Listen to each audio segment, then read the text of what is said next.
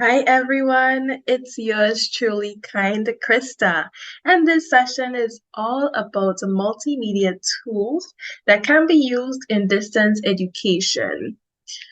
Specifically, we are going to explore Zoom, Canva, Kahoot, YouTube, Powtoon, and we're going to look at some of their strengths, weaknesses, and how they can be applied to distance education and e-learning or training. So let's get into it. First up, we are going to look at Zoom. Zoom is a top-rated communication and collaboration platform that helps people connect easier, collaborate better, and innovate anytime and anywhere via video conferences, virtual meetings, webinars, and recordings. Zoom offers a free basic plan. Some of the key features of Zoom include meetings, team chats, mail, calendar, whiteboarding, phone, cloud storage, screen sharing, security options and encryption, reactions, recording, virtual background, just to name a few. For the most part, in terms of the strengths, it is user-friendly and pretty easy to use. Another strength or perk is that there is high quality audio and video. There are also impressive security features. And again, it offers a free and basic pricing plan to users, which is pretty cool, right? Of course, like with most tech tools, there are downsides. A major one being connectivity issues. If you encounter internet connection problems or Wi-Fi problems, then it can cause Zoom meetings to disconnect, or it can lag, or it can buffer. Another major concern is security, and this is in regard to meeting intruders and hackers, uninvited guests, entering meetings, and conducting malicious activities like stealing personal information, etc. And this is referred to as Zoom bombing. So beware of those Zoom bombers out there. Despite this, Zoom is a really great and awesome video conferencing application. Actually, it's a video presentation, communication, and collaboration platform. In terms of application to distance education, students and educators alike can use Zoom in distance education to connect and collaborate with others. They can have synchronous sessions. Students and educators can record presentations. They can use this tool to meet up with each other formally as well as informally, perhaps just to check in, see how things are going for the semester, things like that. So this is how Zoom can be applied to or used in the distance education sphere. Now, if you are new to Zoom, I just want to quickly show you what the website looks like. When you go to their website, this is what it pretty much looks like. You can sign up for free, which is a major perk. And the cool features that I mentioned earlier, some of them were team chats, whiteboarding, email and calendar, just to name a few.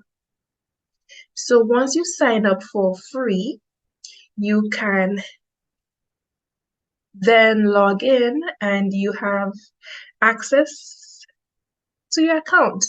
So all in all, Zoom is pretty much a cool, excellent, wonderful, lovely communication and collaboration application.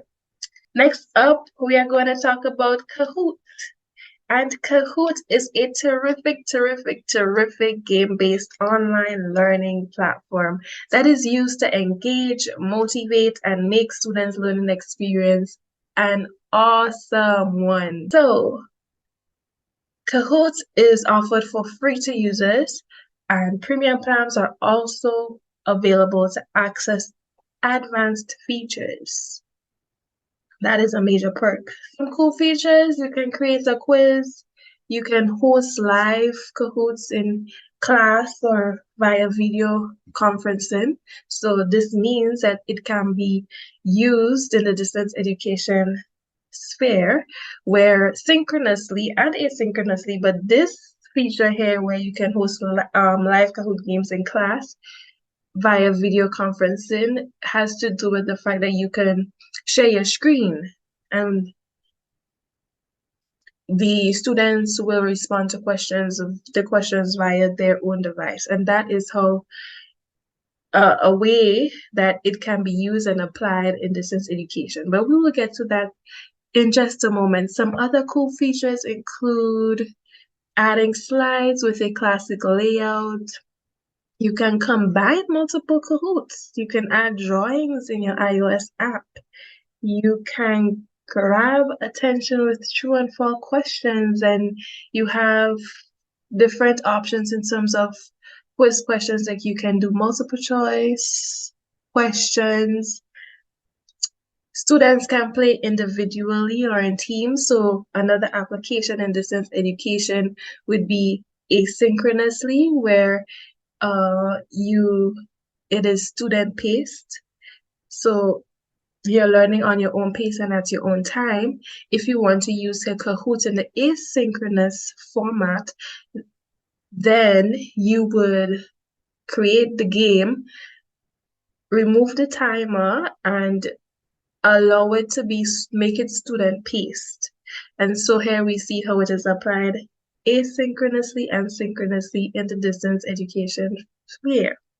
So this is just how the features of Kahoot are related to online learning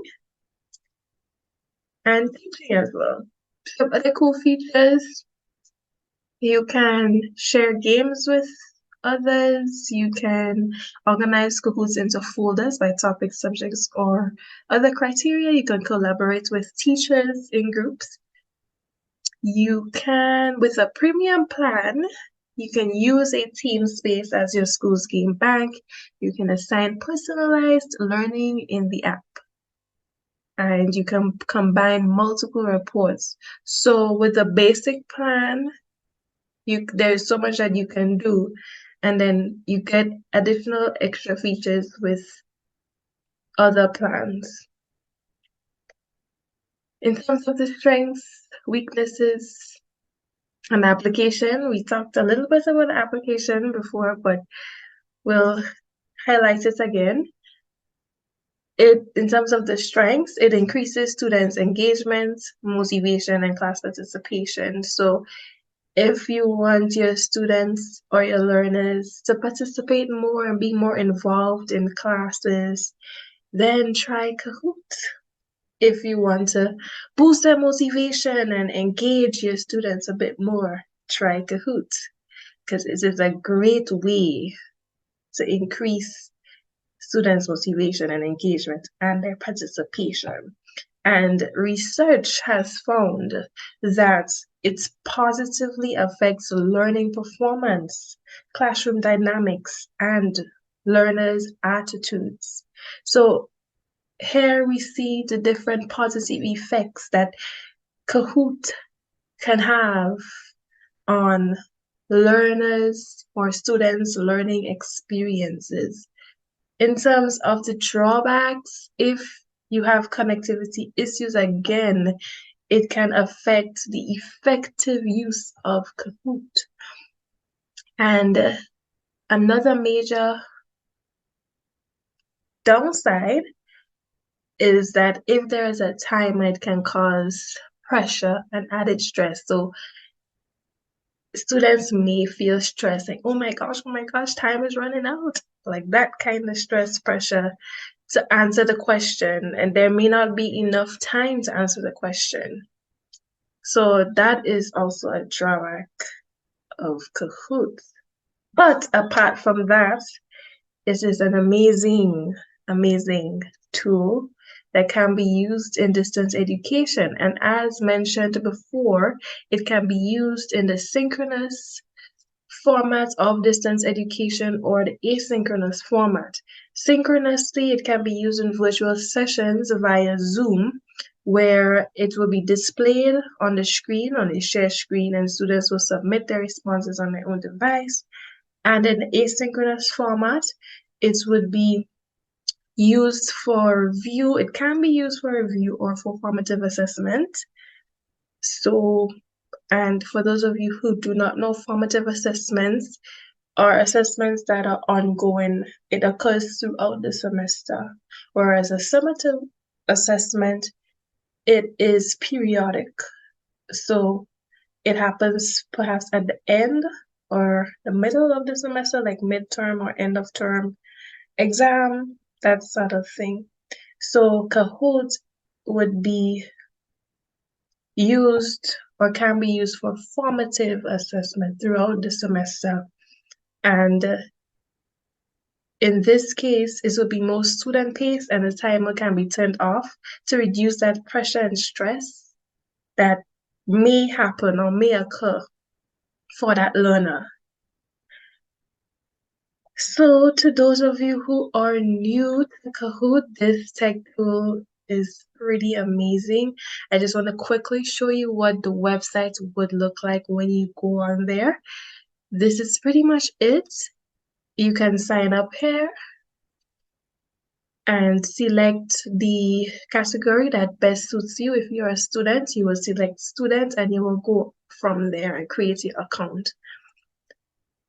If you are not new to Kahoot, then you just simply go ahead and log in, or you can download the app as well and get access to Kahoot from there. So let's move on to the next multimedia tool, which is Canva. So Canva is a remarkable graphic design tool that can be used to design an array, many visuals like flyers, infographics, banners, logos, and social media posts. I exaggerate on the several and the many because the possibilities with Canva, it is endless. You have so many options, so many different templates, which is a major perk, which we will get to in a minute. But quickly, I just want to mention that Canva is free to users, which is a major plus. To those of you who love to create and design, it is free. So check it out. Go to www.canva.com or you can download the app. In terms of features, so you can edit photos in there, you can do videos, you can add text to photos or visuals. There are photo effects in there as well. You can add frames to your photos. And in terms of their strengths, drawbacks, and application to distance education, strengths, it is user-friendly and easy to use. If you are a first-timer or if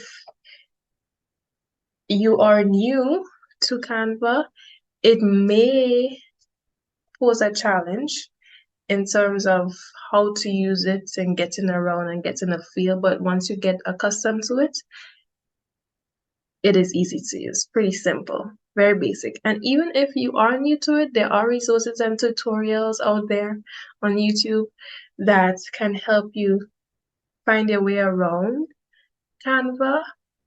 And it is not hard to learn how to use it and how it works. Hence the reason why a major perk of it is that it is easy to use and it is user-friendly. And another major perk is that creators have access to a wide range of templates, as I was saying before. The possibilities are endless. So there are so many different image templates, videos, audio options, and other elements like graphic elements that you can add to your visuals to make it fancy. That is a bonus. And you can collaborate with others to create designs and work on other projects together. So if you want to team up with a classmate or a friend or a family member to create a poster, a flyer, infographic, you can add them to what you're creating, and you guys can work on it together. However, you have to be mindful of your connection, your Wi-Fi connection, your internet connection. This can be a major drawback because the tool requires access to the internet for effective use. So this can be a drawback. And there are also limited access to templates. So although there are lots of features and templates on Canva, it's somewhat is limited. You have to upgrade your account if you want access to a wider range of templates and options. And in terms of application to distance education, students and educators can use Canva in distance education to create visual content and collaborate with others. So that's pretty much it. If you're a student and you have an assignment where you have to create a visual deliverable using Canva, then you can go right ahead and do so and use Canva to create your graphic, your infographic, your flyer, whatever it is, your presentation, your proposal, whatever it is that you need to create for that assignment or coursework, you can use Canva to do so. If you're an educator and you are looking for a tool to design visuals for content, you can use Canva to create your infographics, to post in the announcements, or you can use it to create a video or a lecture or presentation for your students and incorporate it as part of the content section in your course. So it all depends on what you want, the purpose of use. Why do you need to use it, or what do you want to use it for in the distance education sphere? And before we move on to the next tech tool, I just want to quickly show you what Canva looks like. If you are new to Canva, this is the website, and it's a pretty simple and easy. It's pretty simple and easy to navigate. Here you have the home page, and then you can sign up or log in. If you're new, you can sign up. If you're not, for free. If not, you can log in. And then once you sign up or you need access, in another way is to go to the application.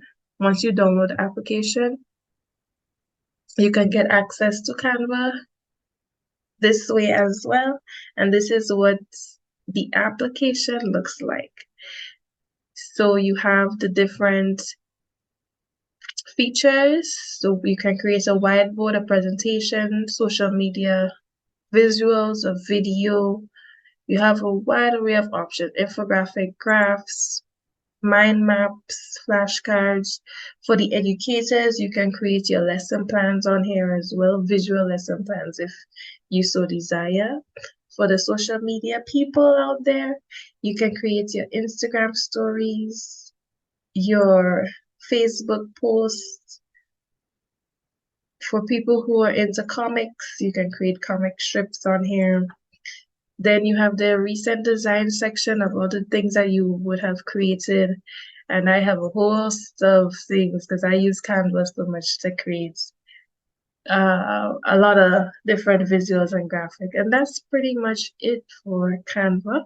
So now we are going to move on to the next tech tool, which is YouTube. YouTube is a social media platform that can be used to share video content with others, and it can also be used to obtain information, get inspiration, and for entertainment purposes. And of course, it is offered for free to anyone out there. It also gives people a voice. And that is a part of the mission, which says we believe that everyone deserves to have a voice and that the world is a better place when we listen, share, and build community through our stories. And everybody has a story to tell. Everyone has a story to tell. And YouTube is one way you can share your story, your life, whatever content that you want to put out there. YouTube is a way it gives you the opportunity to share content of your choosing.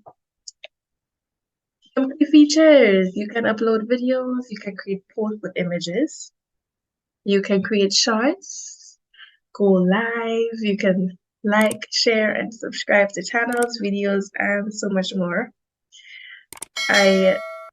By now, you're probably accustomed to hearing like, share, and subscribe to my channel or to this video. So that is one thing you can do on there. There's also closed captioning and YouTube for Kids. YouTube for Kids is such a great platform because it provides a safer and simpler online experience for children. And that is a major perk, strength of YouTube, and YouTube for Kids in particular. Also on YouTube, you can earn revenue and income. So there are vloggers who earn an income from YouTube, or it can be used as a side hustle as well, as some people say.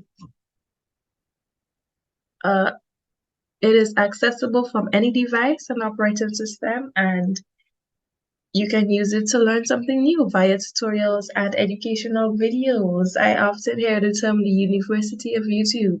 So here you see that the University of YouTube suggests that it is a great tool that you can use to obtain information and learn anything that you want to learn. So a major drawback of YouTube is that there may be inappropriate content and misinformation. People can be misinformed from some of the videos that are on YouTube or video content that are on YouTube.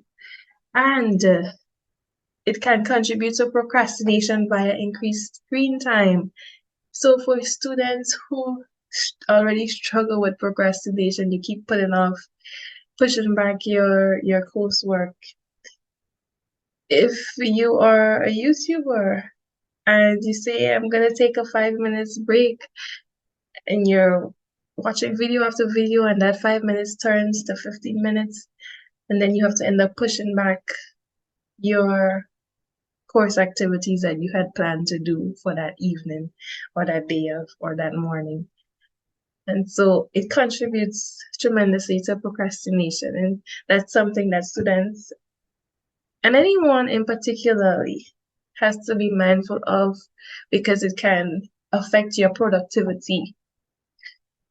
And in terms of application to distance education, it can help support learners with different learning preferences. And I love this one. This is actually a perk. I consider it a perk because in the distance education sphere, there can be, in terms of content, there can be only readings or only videos or only one particular instructional material that is used for content. And so with the incorporation of YouTube videos, it can appeal to students who prefer to learn visually. So for instance, a visual learner who processes, intakes information, consumes information better by watching videos and graphics and so forth. They will benefit tremendously if videos are incorporated into the learning environment as opposed to just one medium like readings. And so incorporating videos essentially can support and help and appeal to different learning preferences. And before we move on to the final tech tool, I just want to quickly show you what YouTube looks like. This is pretty much it. There's a home page with all the different videos that you can choose to watch. There are shorts. So these are the shortened, the short videos, shorts. Then your subscriptions. So whatever channel you subscribe to, it will pop up here. Then you have the history is where all the videos you looked at or watched will show here. And then you have the YouTube for kids, which is what I was referring to earlier. So if you have kids and you don't want them on your YouTube account, well, not account, but you don't want them to use your YouTube, you can let them use YouTube for kids. And that is pretty much it. Pretty simple, basic. You can sign in, create an account as well, but it's free, it's open to everyone.